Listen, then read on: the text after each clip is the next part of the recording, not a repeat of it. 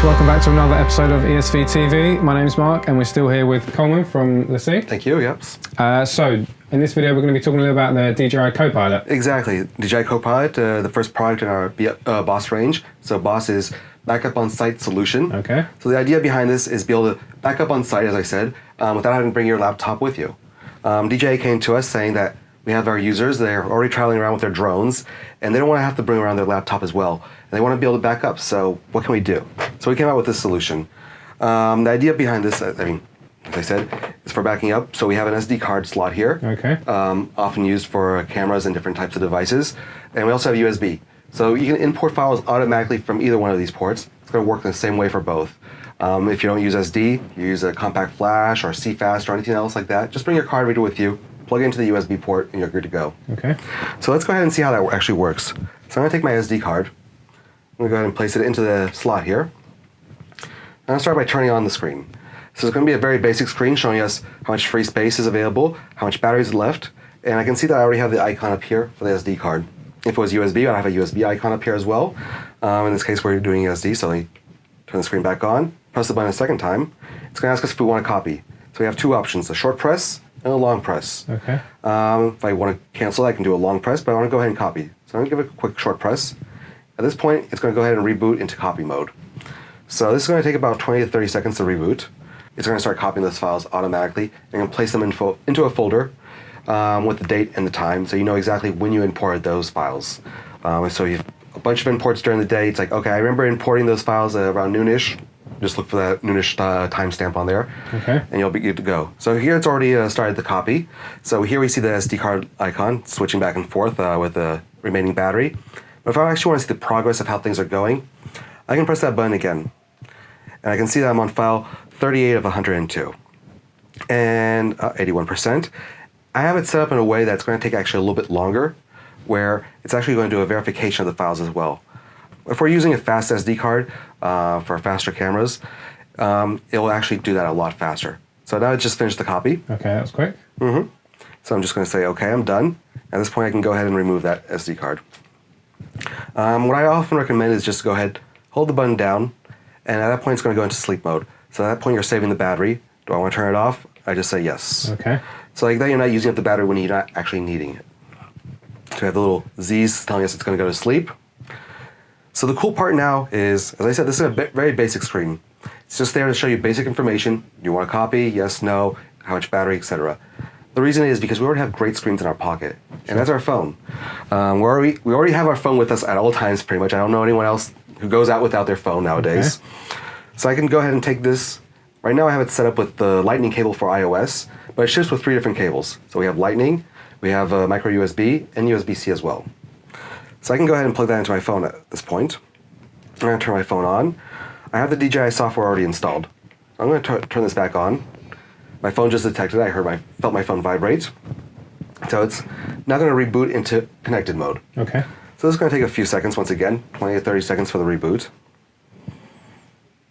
And let's just give it a second here. It's actually going to detect the software that's already on here. It's actually going to launch it automatically. So just give it a second. There we go. It's finished rebooting, and it's launched the software. Okay. Connects within a second. There we go. And now you can see all the different memory locations. So of course I have the DJI Copilot itself here at the top. I have my phone, so I have my offline files, my camera roll. I also have my SD card and my USB. So that means I can go ahead and plug it in a USB device or put the SD card back in and access those files directly. If I don't want to copy everything like I just did, I can select the files I want to copy. Okay. So let's go ahead and see those files that I copied. So they go into a folder that's named backup by default. In that folder, as I said earlier, we have the date and time. So 2018, 0614 at 1402. I'm going to open that again. Now it's scanning all those files, so it's going to give us previews. There we go. Go into that. And here I can see all my memory things I've saved on here. So I go into here. This was at an event that we did just the other day. So I can go in here and see the files that I want, see if this is a file that I like, do I have the frame that I want, just scroll through the images and find the one that I want. These are raw files. So these are not JPEGs, we're actually accessing the raw file data information. I can go ahead in here, I have different things. I can go and check the info for that file. There we go. It's going to give us all the metadata here. Mm-hmm. I can actually say more info. It's going to give us a lot more info as well. So all that information that's stored in the file, it's going to give us access to it. I can go back. So these are pictures taken with the Canon camera. We already know that file format quite well. I have a Panasonic camera, and it just came out pretty recently. We don't have that file format supported yet, but we add them as we discover them. As I said, there's just so many different file formats, we can't have them all out of the box. Okay. So I'm going to go in and open these files. So here we go. It's showing us some quick previews. If I try to open this file, though, it's showing that we can't actually open it because we don't have access to that file yet. I always have the option to say open in, and at that point, I can go ahead and open it with some other software. I have Lightroom on my phone, so I'll go ahead and open it up in Lightroom. Takes a second. And there we go. Now I can go ahead and edit this photo, save it back to the hard drive, save it to my phone, export it out, send it to Twitter, send it to Facebook, send it wherever I need to. Sure. And if it's a video file that we don't support, I usually recommend to use VLC. VLC reads just about every file, so we're good with that.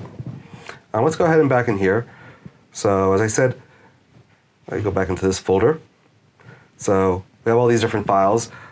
Same sort of way as I said, open in. I always have the option to export them, so I can export them to my email, to my message, to Twitter, all those different things. I can also just save image, and that'll give me the option to save it to my camera roll on the phone. So let me just go back. One of the features I really like, though, is be able to create a log file. So that's why it was taking a little bit longer to do the import. I can go in here into the log file. Takes a second. There we go. There we go. And it's actually going to show me all this information. So on the phone screen, it's kind of hard, even if I put it in portrait mode.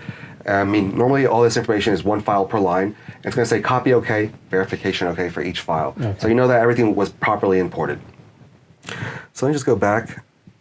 And for professional use, there's also a really cool feature, which is, let's say we've been shooting the whole day, we have some really important files on here, we can't afford to lose them.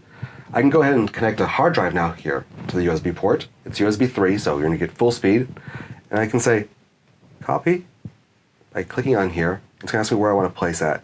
And if I had the USB drive connected, I would just select the USB device, and it'll copy all those files over to the USB device. So I'm leaving the location with one copy on here, and a second copy on a second drive. Give that drive to somebody else. In case my bag gets stolen, the other person will still have a copy. That's very important. And if I want, when I plug it into a computer, it's just going to act as a normal hard drive. Sure. So let me go ahead and do that.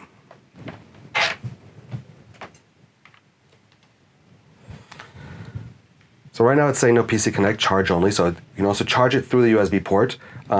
We also provide a power supply, so that would get plugged in right here. Okay. And it will go ahead and charge up the battery. This is just going to take a second because it thinks it was still connected to my phone. So just give it a second. It's going to go ahead and mount to the desktop, and we'll have access to it. So you can charge through USB and through the included power supply. Exactly. So it's basically got an internal battery. Yeah. And it's a normal hard drive, so it's got a capacity on there? Yeah, the capacity is going to be 2,000 gigabytes. Okay. We communicate in gigabytes because the users of this are going to be using SD cards, they're going to be using their phones and stuff like that. Sure. And all that's expressed in gigabytes. Okay. So we just want the users to really realize how much space that actually is, 2,000 gigabytes. Of course, 2,000 gigabytes is just 2 terabytes, but... Okay, so now it's mounted to the desktop. So now it's acting just as a normal hard drive. I can go in here, and I can go back into my backup folder, and we have our log file. I can go ahead and open that up, and we can see all the transfers that were being done. Okay. Once again, it's going to act as a normal hard drive, nothing special there. A couple other things we do is, when we create a new folder, we're going to have the word incomplete at the end. The idea behind that is, in case the memory card gets yanked out, you lose the battery, or run out of battery, I should say, you're going to have that incomplete information at the end of the folder, so you know that folder has not completely transferred. Once the folder is fully transferred, it's going to remove that incomplete word at the end of the folder, so you know everything's there. Okay. Mm-hmm. And we were talking about the battery. The battery is a 5200 milliamp battery. That's going to be enough for about 800 gigs of transfer. So it's usually quite enough to get you through a day or two of shooting in the field. Most people are not going to shoot even 800 gigs per day, depending on what you're using it for, obviously. But in most cases, it's going to be good. But you can also charge it up through a power bank if you want. Just connect it with the USB connection, and you'll be good to go. Great. So one last thing I really want to point out, because it's a really cool feature. I mean, it's a rugged drive. It has all the features of a rugged drive, so it can be dropped for 1.2 meters. It's going to withstand that drop. But we're also including a 3-year warranty, and during that 3-year warranty, we'll also do a data recovery for free if you lose the data. Okay. So that's a great feature to have. We trust the products that much that if it happens, we're really willing to put our thing on the line and say, we'll do it for free. We got you covered. Wow, that's great. Well, I think you guys will agree it's a great product from LaCie and DJI. Yep. So that's Copilot. Exactly. And yeah, so that's available from our website. That's eastwoodsoundandvision.com. For more information, you can always go to LaCie.com. Yep, you'll have all the information there on the website. Just click on the boss category and you'll find the DJI Copilot. Perfect. So I hope you guys have learned a little bit about the DJI Copilot there and some of its uses. As always, you can visit our website. It's eastwoodsoundandvision.com. And thanks for watching.